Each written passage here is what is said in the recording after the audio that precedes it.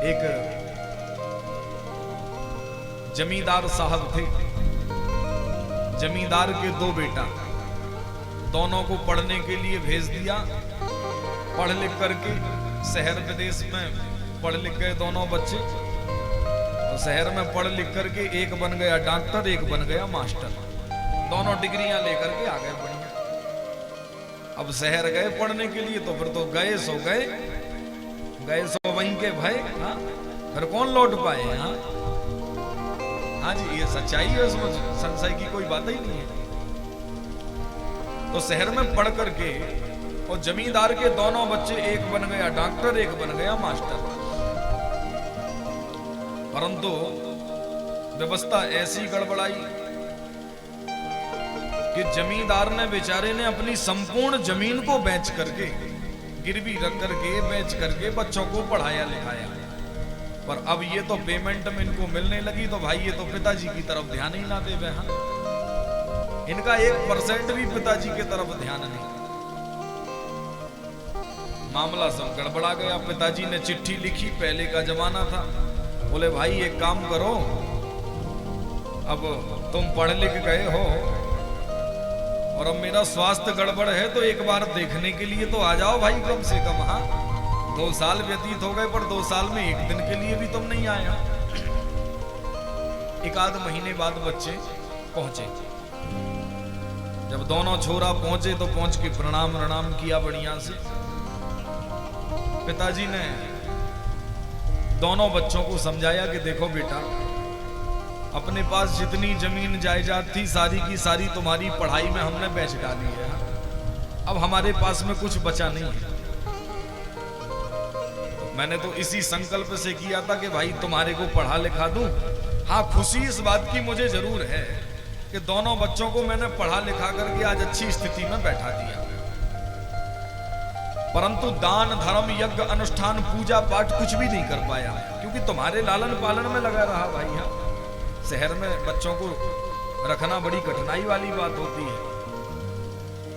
तो इसलिए कुछ जीवन में कर तो नहीं पाया, पर एक मेरी आखिरी इच्छा जरूर है।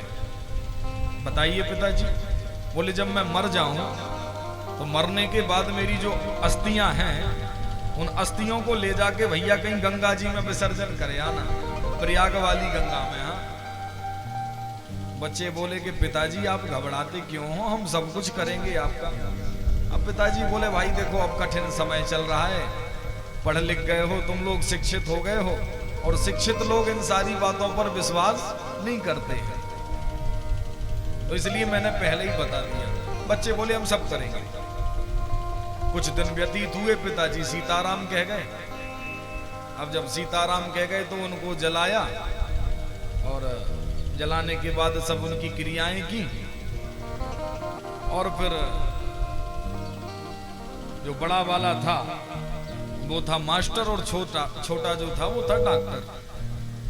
तो छोटा वाला डॉक्टर कहने लगा बड़े से कि तुम घर में रहो, क्योंकि मेहमान भी आए हुए हैं, और मैं जाता हूं, सो मैं जाकर के पिताजी को अभी गंगा जी में विसर्जन कर आता हूं, क्योंकि उनकी आखिरी इच्छा थी ऐसी। तो जो छोटा डॉक्टर था उसने अपनी मोटर गाड़ी उठाई, और मोटर गाड़ी उठा करके पिताजी की अस्थियां रखी और रख करके चल पड़ा। और मानो 70 किलोमीटर बिल्कुल सुरक्षित पहुंच गया। दूरी गंगा जी की वहां से 90-100 किलोमीटर की थी। अब 70 किलोमीटर पहुंचा, और उसकी गाड़ी जो थी उसका टायर हो गया पंचर। ध्यान देना, बड़ी अच्छी बात बता रहे हैं आपको। हाँ, तो गाड़ी का टायर हो गया पंचर। और जैसे ही गाड़ी का टायर पंचर हुआ तो एक आदमी से, किसी से घूमते हुए से बोले भैया जी यहाँ से गंगा जी कितनी दूर है? बोले महाराज गंगा जी तो यहाँ से 30 किलोमीटर की दूरी पर है। अच्छा, और भैया ये पंचर सुधारने वाली दुकान कहाँ मिलेगी? बोले वो तो 15 किलोमीटर पीछे छोड़े आए हो। अरे राम राम, आगे कहीं नहीं है? बोले अब तो सीधा प्रयाग है। अब इसने बुद्धि लगाई, 30 किलोमीटर भागे भागे जाएंगे उधर, पैदल पैदल भाई कठिनाई होगी, या फिर 15 इधर सुधरवाऊं और फिर लौटूंगा, तब तक रात हो जाएगी, ठंडी का समय है। क्या किया जाए? एक वहां से नाला बहता हुआ जा रहा था, तो उसी नाला में ले जाकर के पिताजी की अस्थियों को फेंका उसने, वहीं डाल दिया। 4 अगरबत्ती लगाई, जो भी विधि वो जानता था, वहीं नाला के किनारे में घुमा करके, और कहा कि ठीक है, अब गंगा ना पहुंच पाए पर ये भी ठीक है, हाँ? वहीं फेंक करके और पैर पड़ के वहां से लौट करके आ गया बढ़िया। और लौट के आया, दिन 13वीं सब कार्यक्रम हो गया। और यहां पिताजी बार बार बड़े वाले बेटा के सपने में दिखने लगे कि बेटा, मैंने तुम्हारे लालन पालन में पूरी जिंदगी लगा डाली है, परंतु तुमने मेरी एक आखिरी इच्छा भी पूरी नहीं की है। मेरी एक अंतिम इच्छा थी, वो भी तुम पूरी नहीं कर पाया। मैंने तुमसे कहा था कि भाई मुझे ले जाकर के गंगा में छोड़े आना, और तुम्हारा छोटा वाला भाई मुझे नाले में फेंक करके आया है। अब बड़े वाले की आंख खुली, तत्काल भाग करके गया, छोटे को जगाया। क्यों रे? बोले पिताजी को कहां छोड़ करके आया है?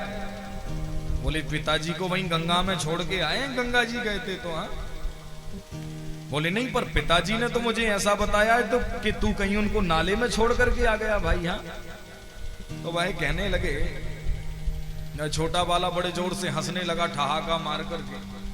बोले पिताजी जिंदगी भर मूर्ख थे तो थे ही, मर गए पर फिर भी मूर्खता नहीं छोड़ी उन्होंने। हाँ, बोले भाई पिताजी को मूर्ख क्यों बोल रहा है?